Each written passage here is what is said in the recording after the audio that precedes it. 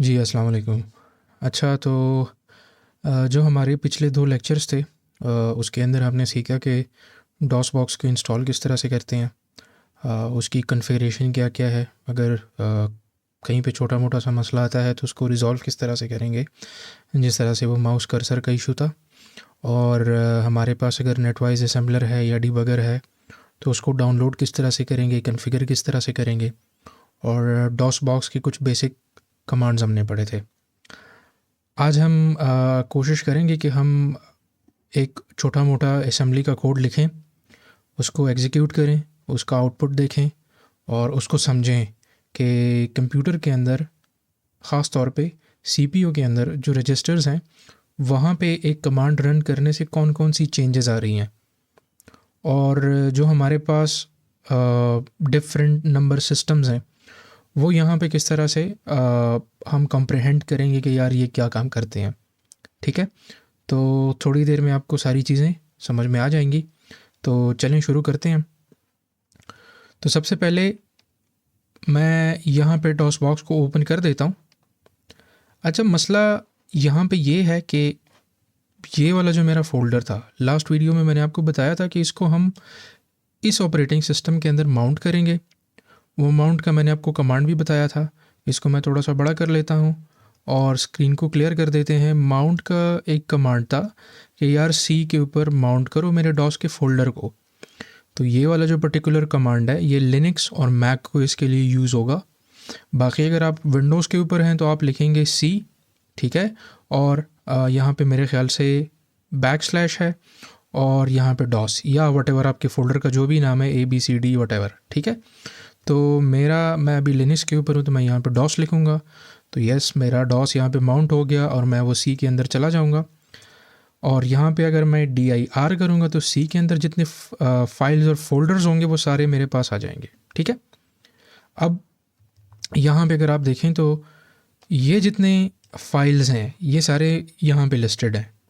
14 files यहाँ पे है, ठीक है। 14 अदर आइटम्स और 14 फाइल्स यहाँ पे हैं। तो ये वाला जो फोल्डर है एग्जैक्टली यहाँ पे आ गया है। अब मसला ये है कि मैं अगर डॉस बॉक्स के ऊपर कोई फ़ोल्डर बनाऊंगा तो वो ईज़िली यहाँ पे भी बन जाएगा। यहाँ पे रिमूव करूँगा तो यहाँ से भी हो जाएगा, ठीक है। यहाँ पे डॉस के अंदर मैं जो भी चीज़ करूँगा वो यहाँ पे रिफ्लेक्ट होगी।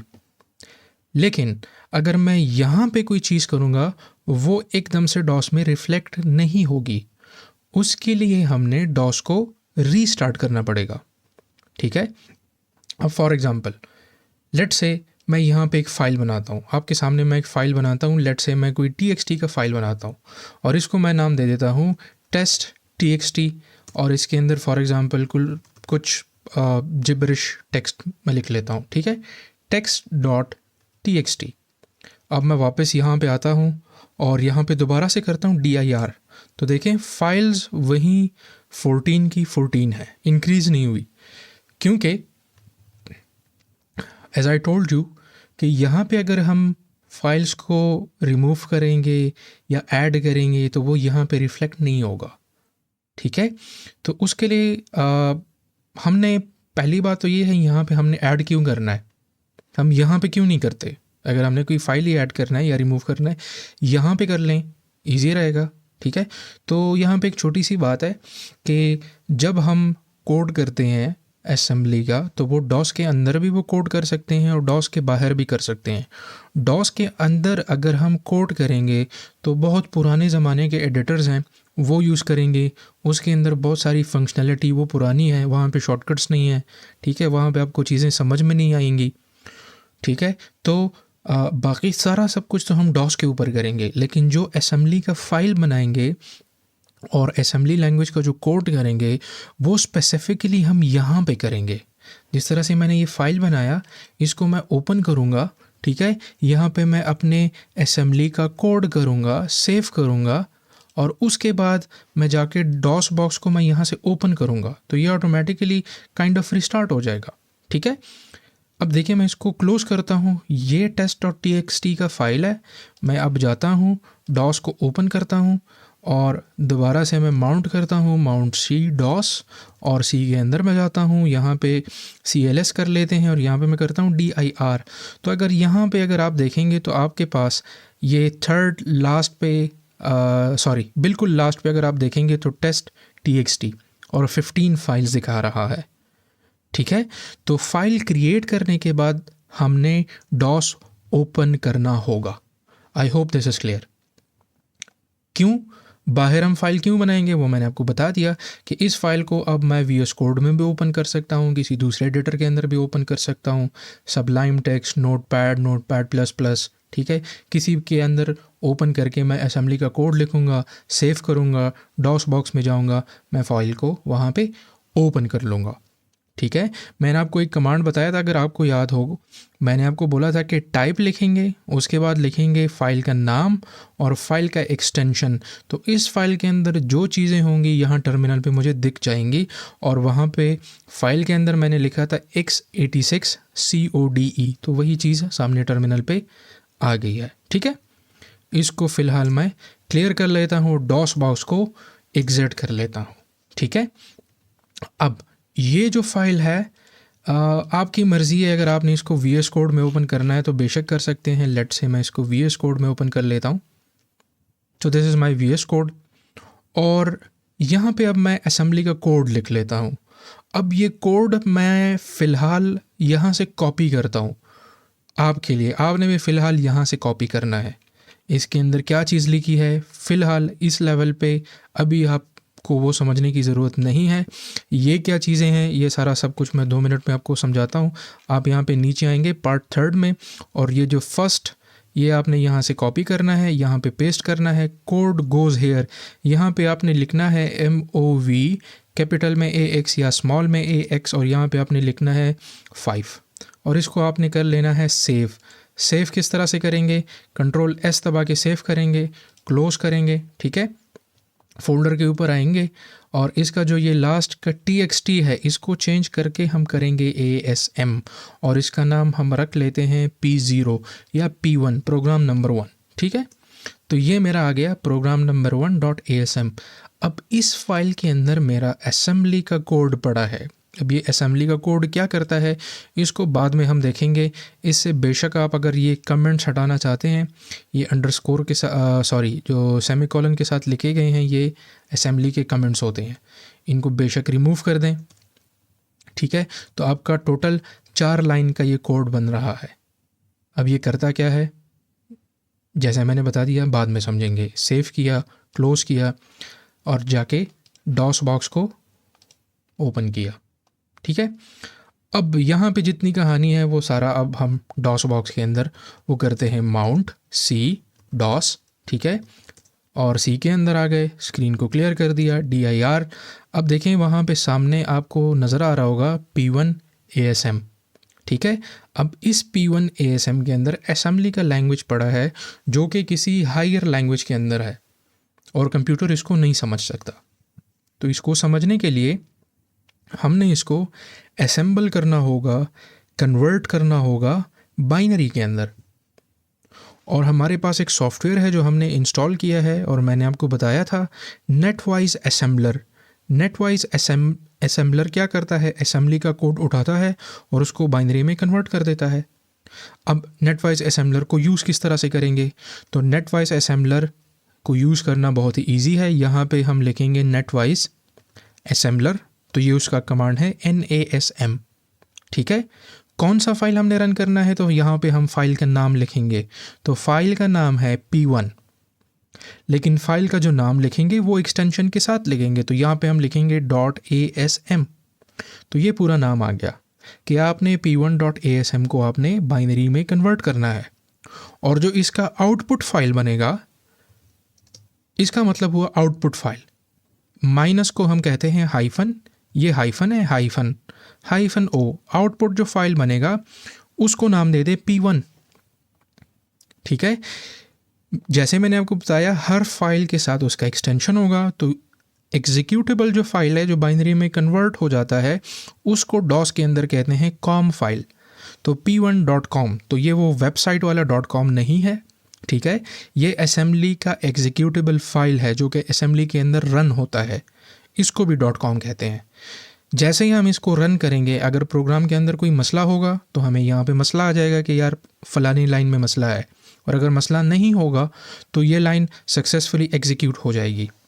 तो as you can see line execute हो गई, और यहाँ पे अगर दोबारा मैं dir करूँगा तो देखें आपके पास 2 दफ़ा p1 आ रहा है। जो पहला p1 है वो है p1.asm, और उसके ठीक नीचे आपके पास दूसरा p1 है विच इज़ p1.com। ठीक है, तो ये p1.com, इसको अब हमने करना है रन किस तरह से करेंगे? बहुत ही इजी है, हम सिर्फ़ और सिर्फ लिखेंगे p1, इसके साथ हम और कुछ नहीं लिखेंगे, इसको एंटर दबाएंगे तो ये रन हो जाएगा। अब क्वेश्चन ये आएगा कि हमने इसको रन कर लिया, कोई एरर नहीं था इसके अंदर, लेकिन स्क्रीन पे कुछ नज़र क्यों नहीं आया? तो देखें, कोड के अंदर हमने स्क्रीन के ऊपर कुछ लिखने को लिखा ही नहीं है, हमने कुछ कोड ही नहीं किया कि स्क्रीन के ऊपर कुछ चीज़ें डिस्प्ले करो। तो दैट्स वाई स्क्रीन के ऊपर अभी तक हमें कुछ नज़र नहीं आ रहा। लेकिन बिहाइंड द सीन कंप्यूटर के अंदर रैम सेट के कुछ डेटा सीपीयू के अंदर जा रहा है, या सीपीयू के अंदर रजिस्टर के ऊपर डेटा स्टोर हो रहा है, ठीक है, या रजिस्टर से रैम के अंदर जा रहा है, कुछ ना कुछ चीज़ वो अंदर इस फाइल के अंदर हो गई जो हमें नज़र नहीं आई। तो उसको हम किस तरह से देख सकते हैं? तो यहाँ पे आपका दूसरा सॉफ्टवेयर आ जाता है असेंबली लैंग्वेज का, इस पूरे कोर्स का, और इस पूरे कोर्स के अंदर हम ये 2 ही सॉफ्टवेयर्स या ये 2 ही असेंबलर और डिबगर यूज़ करेंगे। पहला मैंने आपको दिखा दिया नेटवाइज असेंबलर, जिससे हम अपने असेंबली का कोड बाइनरी में कन्वर्ट करते हैं, और अभी हम दूसरे की तरफ जा रहे हैं जिसका नाम है एडवांस फाइल डीबगर। तो यहाँ पे मैं आता हूँ, यहाँ पे लिखता हूँ AFD, ठीक है, AFD का मतलब है एडवांस फाइल डीबगर, और जिस फाइल को मैंने AFD के थ्रू ओपन करना है उसका नाम है p1 डॉट, यहाँ पे मैं ASM नहीं लिखूँगा क्योंकि ASM का जो फाइल है वो नेटवाइज असेंबलर के लिए है, और जो .com फाइल है वो AFD के लिए है। तो मैं यहाँ पे ये लिख लूँगा और एंटर दबाऊँगा तो देखें ये वाला स्क्रीन ओपन हो गया। अब इस स्क्रीन के अंदर हमारे पास बहुत स्कैरी सा लग रहा है कि यार ये कहाँ पे आ गए। बहुत ही सिंपल चीज़ है, मैं आपको एक दफ़ा समझाऊँगा, आपसे ये कभी भी नहीं भूलेगा कि यार ये चीज़ें क्या है। ठीक है, मैं ज़रा सा यहाँ से निकलता हूँ, और यहाँ मेरे पास यहाँ पे मैंने इसको पेस्ट किया है, तो इसको ज़रा समझने की कोशिश करते हैं। ठीक है, अच्छा जी, तो देखें यहाँ, सॉरी, ये वाला जो पार्ट है यहाँ पे आपको एक लाइन नज़र आ रही है इस तरह की।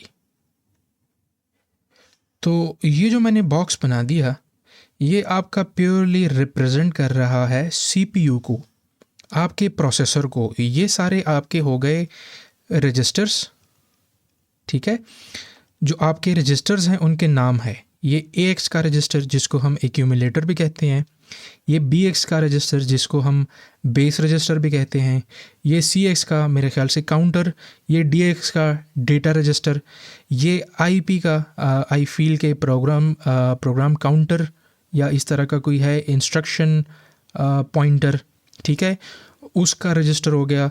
तो ये सारे आपके पास आ गए रजिस्टर्स। ये क्या चीज़ें हैं इसको फ़िलहाल छोड़ दें, ये मैं बाद में आपको समझाऊंगा जब इसका टाइम आएगा। ठीक है, मैंने आपको शायद पहले बताया होगा कि जो हमारा रैम होता है कंप्यूटर का, for example this is the RAM of my computer, ये 16 GB का रैम है। तो इस 16 GB के रैम के अंदर लॉजिकल डिविजन्स हुई होती हैं। फॉर एग्ज़ाम्पल ये एक सेगमेंट हो गया, ये कोई दूसरा सेगमेंट हो गया, ये कोई तीसरा सेगमेंट हो गया, चौथा हो गया। तो रैम के अंदर बहुत सारे सेगमेंट्स होते हैं। कुछ सेगमेंट के अंदर हमारा कोड आता है और इस सेगमेंट को हम कहते हैं कोड सेगमेंट। कुछ सेगमेंट के अंदर जब हम फॉर एग्ज़ाम्पल अगर C++ के अंदर आप कोई फंक्शन लिखते हैं तो वो फंक्शन आके सेव होता है स्टैक सेगमेंट के अंदर। स्टैक सेगमेंट, आप अगर किसी प्रोग्रामिंग लैंग्वेज के अंदर अगर कोई पॉइंटर बनाते हैं और उस पॉइंटर को कोई मेमोरी एलोकेट करते हैं तो वो मेमोरी जो बनती है वो बनती है हीप के ऊपर। तो एक सेगमेंट है उसका नाम है हीप सेगमेंट, दूसरा एक सेगमेंट है उसका नाम है डेटा सेगमेंट, जहाँ पे आपके इनिशियलाइज और अनइनिशियलाइज और ग्लोबल वेरिएबल्स आते हैं, तो वो डेटा का सेगमेंट हो गया। इस तरह से हो सकता है और भी सेगमेंट हो, ठीक है। तो ये सी एस ये आपका कोड सेगमेंट हो गया, ये डी एस आपका डेटा सेगमेंट हो गया, ये ई एस आपका एक्सटेंडेड सेगमेंट हो गया। क्या चीज़ है बाद में मैं आपको सारा सब कुछ समझा दूंगा, अभी फ़िलहाल मैं आपको इसके नाम बता रहा हूँ। एस एस का मतलब स्टैक सेगमेंट हो गया, ठीक है। एच एस का मतलब हीप सेगमेंट हो गया, और एफ एस का मैं भूल गया हूँ, आई फील फाइल सेगमेंट और या इस तरह का कुछ है। तो ये वो सारे सेगमेंट्स हैं, ठीक है। आईपी भी हो गया, ये भी हो गया, ये भी हो गया, ये सारे भी हो गए। तो ये आपके वो सेगमेंट्स हैं कि यार जो हमारा ये वाला सेगमेंट है ये यहाँ से स्टार्ट हो रहा है। अच्छा, ये ग्रीन कलर की जो चीज़ें हैं ये इसकी वैल्यूज़ हैं कि इसके अंदर क्या वैल्यू पड़ी है। एक्स के अंदर कौन सी वैल्यू पड़ी है, 0। S1 के अंदर 0, यहाँ पे FFFE, तो ये वैल्यूज़ हैं। 19F5, ये सारी वैल्यूज़ हैं, ठीक है। अच्छा, ये क्या चीज़ें हैं, इसको भी छोड़ दें, बाद में इसको स्टडी करेंगे। यहाँ पे आ जाएं कि ये क्या चीज़ें हैं। देखें, आपने नाम सुना होगा फ्लैग, प्रोग्रामिंग के अंदर बहुत कॉमनली यूज़ होता है, लेकिन कुछ स्टूडेंट्स को पता नहीं होता। फ्लैग नॉर्मली हम कहते हैं झंडे को, ठीक है। तो हर एक झंडे के 2 साइड्स होते हैं। तो प्रोग्रामिंग के अंदर भी हमारे पास एक डेटा टाइप है जिसके सिर्फ 2 साइड्स होते हैं। एक साइड को हम कहते हैं ट्रू या 1, और दूसरे साइड को कहते हैं फॉल्स या 0, और इस वाले डेटा टाइप को हम कहते हैं बूलियन, ठीक है। तो बूलियन और फ्लैग जो है वो एक चीज़ है प्रोग्रामिंग के अंदर, ठीक है। तो ये सारे फ्लैग्स हैं। आपके पास डेटा फ्लैग है, आपके पास 0 फ्लैग है, आपके पास मेरे ख्याल से अरिथमेटिक का फ्लैग है, और आपके पास कंट्रोल फ्लैग, इस तरह की कोई चीज़ें हैं। तो ये बाद में जाके हम पढ़ेंगे, ठीक है। 0 फ्लैग का मतलब ये है कि फॉर एग्ज़ाम्पल आपने कोड के अंदर कोई ऑपरेशन परफॉर्म किया, अगर उस ऑपरेशन से हमारे पास 0 आ गया तो ये वाली जो वैल्यू है 0 फ्लैग की, ये वाली वैल्यू ये ट्रू हो जाएगी, मतलब ये 1 हो जाएगी। यहाँ पे ये सारे फ्लैग्स हैं, तो इसकी वैल्यू या तो 0 होगी या 1। तो देखें, या तो 0 है या 1 है, इसके अलावा यहाँ पे कोई और वैल्यू नहीं आएगी, ठीक है। तो ये जो चीज़ें मैंने आपको हाईलाइट कर दी, ये हमारे डॉस के कंप्यूटर का डॉस बॉक्स के कंप्यूटर का पूरा CPU है। अब यहाँ पे क्वेश्चन आता है कि यहाँ पे तो हमारे पास सिर्फ 4 वेरिएबल्स हैं, AX, BX, CX and DX, तो क्या ये इनफ होंगे, हम कोई भी कोड इसके अंदर लिख सकते हैं? The answer is exactly yes, हम कर सकते हैं, ठीक है। हम इसके अंदर सिंपल सा अरिथमेटिक का भी कर सकते हैं, लूप भी लिख सकते हैं, bubble sort, इंजर्शन sort, selection sort, वो एल्गोरिथम्स भी बना सकते हैं। लेकिन अभी के लिए स्टार्ट है, तो आपको समझ नहीं आएगा कि 4 वेरिएबल के साथ हम इतने बड़े बड़े काम कैसे कर लेंगे। बहुत ही ईजी है, जब पहुँचेंगे तो आपको सारी चीज़ें समझ में आ जाएंगी, ठीक है। अच्छा, ये हो गया पहला पार्ट। अब आ जाते हैं दूसरे पार्ट के ऊपर। तो ये वाली जो विंडो है, ये वाली, ये रिप्रेजेंट करती है हमारे रैम को, ठीक है। फॉर एग्ज़ाम्पल अगर हमने रैम के अंदर देखना है कि यार कौन सी लोकेशन के ऊपर कौन सी वैल्यू पड़ी है, तो हम यहाँ पे देखेंगे। इस विंडो का नाम है 1। सिमिलरली ये जो चीज़ है ये भी एग्जैक्टली सेम चीज़ है जो मैंने ऊपर हाईलाइट की। This also represents RAM. ये जो विंडो है ये है 2, तो ये 1 की विंडो हो गई, ये 2 की। तो ये 2 लोकेशंस रिप्रेजेंट करते हैं हमारे रैम को, ठीक है। यहाँ पे अगर फॉर एग्ज़ाम्पल ये सारे सेगमेंट्स हैं, ठीक है। अगर यहाँ पे मैं आपको बताऊँ कि फॉर एग्ज़ाम्पल मैंने जो है डेटा सेगमेंट के अंदर देखना है, ठीक है, तो मैं जो इसका जो पॉइंटर है वो ऑब्वियसली उसका नाम है DS। तो यहाँ पे देखिए रैम के अंदर DS ओपन हुआ पड़ा है पहले से बाय डिफ़ॉल्ट। तो क्या हम इसको चेंज करके कोई कोड सेगमेंट, कोई स्टैक सेगमेंट, कोई हीप सेगमेंट में लेकर जा सकते हैं? The answer is absolutely yes, हम चेंज कर सकते हैं इसको, ठीक है। अब यहाँ पे फॉर एग्ज़ाम्पल ये जो 0000 है, what is this? So this is the first address. यहाँ पे जो पहला लोकेशन होगा उसका एड्रेस होगा 0000, इसके ऊपर जो एड्रेस होगा 0001, इसके ऊपर जो होगा 0002 एंड सो ऑन, ऐसे चलता जाएगा डेटा सेगमेंट, ठीक है। अच्छा, अब ये क्या चीज़ें हैं? सॉरी, इसको अगर मैं थोड़ा सा यहाँ साइड पे लिखूँ ना, तो हमने ओपन किया हुआ है डेटा सेगमेंट। तो यहाँ पे मैं एक बॉक्स बना लेता हूँ ताकि हम लॉस्ट ना हो। डेटा सेगमेंट के अंदर हमारे पास है 0000, एक लोकेशन है 0000, ठीक है। तो ये एंड का जो हिस्सा है ये वाला 0, तो ये करिस्पॉन्ड कर रहा है इन सबको, इसका मतलब है 0। तो 0000 पे हमारे पास वैल्यू पड़ी है CD।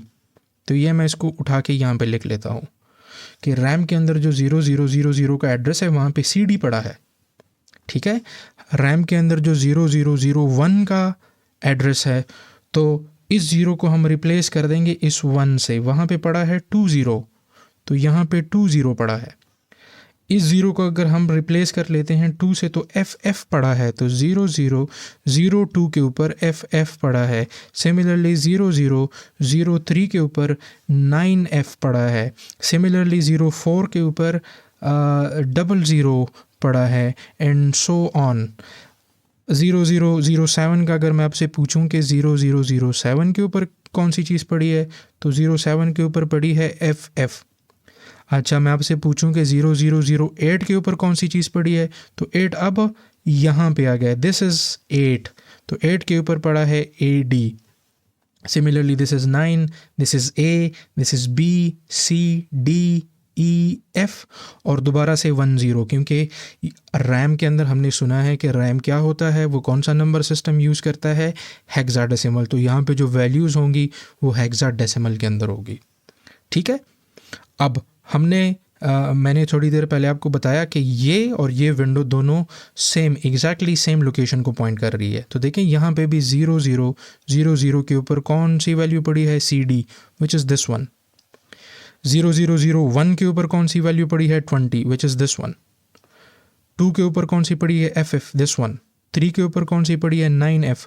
4 के ऊपर कौन सी पड़ी है, तो 4 के ऊपर पड़ी है 00। 7 के ऊपर कौन सी पड़ी है, FF। 8 के ऊपर कौन सी पड़ी है, तो 8 के ऊपर पड़ी है AD। Yes, this is exactly the same, लेकिन यहाँ थोड़ा ऊपर से नीचे की तरफ आया, यहाँ लेफ़्ट से राइट की तरफ थोड़ा सा ये चीज़ खींची गई है, ये जो बॉक्स है। तो ये आपका CPU हो गया, ये आपका रैम हो गया, ये भी आपका रैम हो गया। व्हाट इज़ दिस, इसको छोड़ दें, इसके ऊपर मैं एक रेड क्रॉस लगा लेता हूँ, ये हमारी काम की चीज़ नहीं है इस पूरी कोर्स के अंदर, ठीक है। अच्छा, अब रह गया ये अंदर वाला पार्ट। तो ये क्या है, तो देखें ये जो मैंने हाईलाइट किया ये हमारा कोड होगा। ये क्या होगा, ये हमारा कोड होगा जो कि हम .asm वाले फाइल के अंदर लिखेंगे। अभी थोड़ी देर पहले मैंने कोई कोड कॉपी किया और .asm के अंदर लिख लिया, वो जब हम रन करेंगे वही कोड हमें यहाँ पे नज़र आएगा।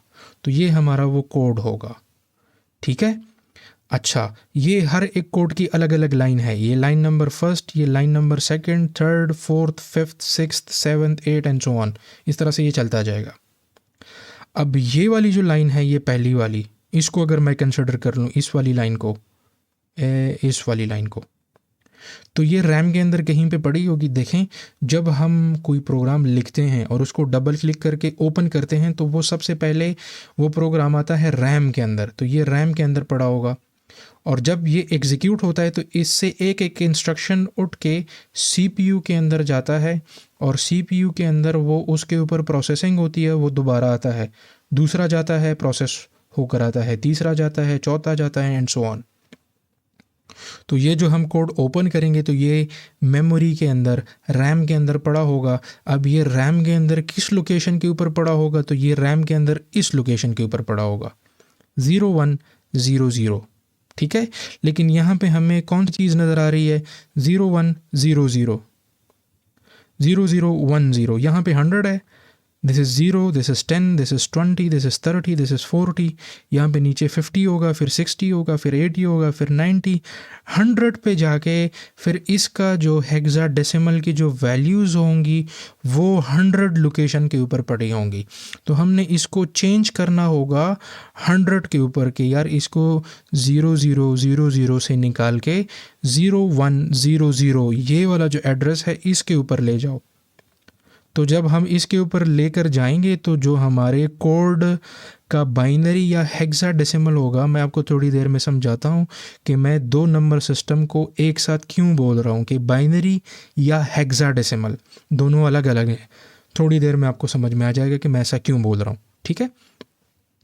तो इसका वो जो चीज़ें हैं वो इस एड्रेस के ऊपर पड़ी होंगी। अब क्वेश्चन ये है कि इसको चेंज कर सकते हैं तो यस, इसको कर सकते हैं यस। कैसे करेंगे? यहाँ पे आपके पास कुछ कमांड्स होंगे। क्या कमांड्स होंगे? देखें, जो आपके पास ये वाली विंडो है इसका नाम है M1, ये वाली जो विंडो है इसका नाम है M2। तो हम M1 के अंदर अगर लिखेंगे 0100, इसको रन करेंगे तो यहाँ पे जो ये एड्रेस है ये बन जाएगा 0100 का, और यहाँ पे वो सारी चीज़ें अकॉर्डिंगली आ जाएंगी। ठीक हो गई बात? सही हो गई। यहाँ पे अगर हम लिखेंगे 0200 तो क्या होगा? ये इसको अगर हम रन करेंगे तो यहाँ पे आएगा 0200, और 0200 रैम के ऊपर जो चीज़ें पड़ी होंगी वो यहाँ पर आ जाएंगी। ठीक है। अब इसको एंटर कहाँ में करेंगे? इसको और इसको हम एंटर करेंगे यहाँ पर, इस लोकेशन के ऊपर। यहाँ पे लिखा है CMD मतलब कमांड। ठीक हो गया। तो देखें, ये जो हमने ओपन किया था ये सारा का सारा मैंने आपको समझा दिया। इसमें सिर्फ एक चीज़ रहती है, वो मैं आपको बल्कि कर देते हैं, उसको भी मैं आपको बता देता हूँ। यहाँ पे देखें, ये हमारा सारा कोड है, लेकिन ये जो पहली लाइन है ये हाईलाइटेड है। ये वाली लाइन ऑलरेडी हाईलाइटेड हुई है। इसका मतलब ये है कि अभी तक प्रोग्राम रन या स्टार्ट नहीं हुआ है। ठीक है। और जब ये स्टार्ट होगा, यहाँ पे मैं एक बटन दबाऊंगा। मेरे लैपटॉप के अंदर वो बटन है F2, आपके पास हो सकता है F8 होगी। ठीक है। अगर इन दोनों में से कोई भी नहीं है तो आप F1, F2, F3 एक एक बटन ट्राई करें तो एक से हो जाएगा। ये वाली लाइन एग्जीक्यूट हो जाएगी और ये जो हाईलाइटेड लाइन है ये इस वाली लाइन के ऊपर आ जाएगी। ठीक है। और ये पहली लाइन से जो चेंजेस आपके यहाँ पे होंगी रैम के अंदर या CPU के अंदर, तो वो आपको सामने नज़र आ जाएगा कि हाँ यार, मैंने F2 दबाया तो ये वाला लाइन एग्जीक्यूट हो गया और इससे ये फलाना चेंज यहाँ पे अकर हो गया। ठीक है। तो हम F2 दबाएंगे, एक लाइन एग्जीक्यूट होगी और हम एक लाइन का जो आउटपुट है वो आसानी से देख पाएंगे। ठीक है। अब मैं इसको क्लोज करता हूँ और वापस आते हैं अपने डॉस बॉक्स के ऊपर। तो ये आ गया हमारा डॉस बॉक्स। सॉरी। अच्छा, मैं इसको थोड़ा सा मिनिमाइज़ करता हूँ और ऐसा करते हैं कि इसको मैं थोड़ा सा नीचे लेकर जाता हूँ ताकि कन्फ्यूजन ना हो। देखें, यहाँ पे हमारा असेंबली का कोड है। ठीक है। इसको मैं बड़ा इसलिए नहीं कर रहा कि उसके अंदर फिर माउस काम नहीं करता। तो देखें, हम अब फ़िलहाल इस लाइन के ऊपर है, मूव AX0005। अब ये कहाँ से आ रहा है? ये तो कहीं पे लिखा हुआ होगा ना। ये प्रोग्राम हमने रन किया था, कहाँ से रन किया था? हमारे पास p1.asm का फ़ाइल था जो कि हमने कन्वर्ट किया और फिर .com का फ़ाइल भी बन गया। p1.asm को हम ओपन करते हैं, साथ में इसको भी ओपन कर लेते हैं। तो देखें, यहाँ पे हमने ये एक लाइन लिखी है, मूव AX, 5। एग्जैक्टली वही लाइन यहाँ पे नज़र आ रही है, मूव AX, 5। ठीक है। इसके बाद हमने एक लाइन लिखी है, move AX, 4C00, move AX 4C00। आप सबको छोड़ें, आपने सिर्फ इस एक लाइन के ऊपर फोकस करना है। इसका मतलब क्या है? अगर आपको याद होगा, अगर आपने C++ पढ़ी है तो हम कहते हैं x = 5। इसका मतलब ये है कि 5 को उठा के x के अंदर स्टोर कर लो। तो यहाँ पे सिमिलर काम हो रहा है कि 5 को उठा के AX के अंदर डाल दो, मूव कर दो इसको। ठीक है। वापस यहाँ पे आ जाते हैं तो देखें, अभी तक ये लाइन रन नहीं हुआ है और AX एक्यूमुलेटर की जो वैल्यू है वो 0000 है। लेकिन जैसे ही मैं F2 दबाऊंगा तो आप इसको देखेंगे कि AX की जो ऊपर की वैल्यू है वो चेंज हो जाएगी। तो देखें, मैं F2 मैंने दबाया तो एक तो जो हमारा पहला लाइन है वो एग्जीक्यूट हो गया, और जो हाईलाइटेड लाइन है वो दूसरे लाइन के ऊपर वो चीज़ चली गई है। ठीक है, तो पहले लाइन का जो आउटपुट है वो क्या निकला, वो ये निकला कि हमने ए एक्स के अंदर हमने 5 वैल्यू को डाल दिया, और ऊपर देखें ए एक्स की जो वैल्यू है वो 0000 से 0005 बन गई। मतलब हमारा 5 हमने सक्सेसफुली सीपीयू के एक रजिस्टर के अंदर स्टोर कर लिया, जो कि इससे पहले हमें आउटपुट नज़र नहीं आ रहा था। लेकिन जब हमने एएफडी के अंदर उसको खोला तो हमें आउटपुट नज़र आ गया कि हाँ, हमारा प्रोग्राम सही पे चल रहा है। ठीक है, मेरे ख्याल से आज के लिए ये एक्सप्लेनेशन बहुत है, और इसको आप खूब अच्छी तरह से समझें, थोड़ा सा इसके साथ फेमिलराइज हो, और इंशाल्लाह नेक्स्ट वीडियो में मैं इसको थोड़ा सा और डिटेल में एक्सप्लेन करता हूँ, और उससे जो है हम अपनी अंडरस्टैंडिंग भी बना लेंगे कि हमारा जो असेंबली लैंग्वेज का फ़ाइल है ये जब कन्वर्ट होता है तो इसकी बाइनरी हम किस तरह से देख पाएंगे। ठीक है, सारा काम तो बाइनरी का है यार, कंप्यूटर बाइनरी के ऊपर किस तरह से काम करता है, बाइनरी कहाँ पे है, हमें अभी तक बाइनरी नज़र नहीं आई, तो ये किस तरह से कन्वर्ट होता है तो इंशाल्लाह नेक्स्ट वीडियो में देखेंगे। तब तक के लिए अल्लाह हाफ़िज़।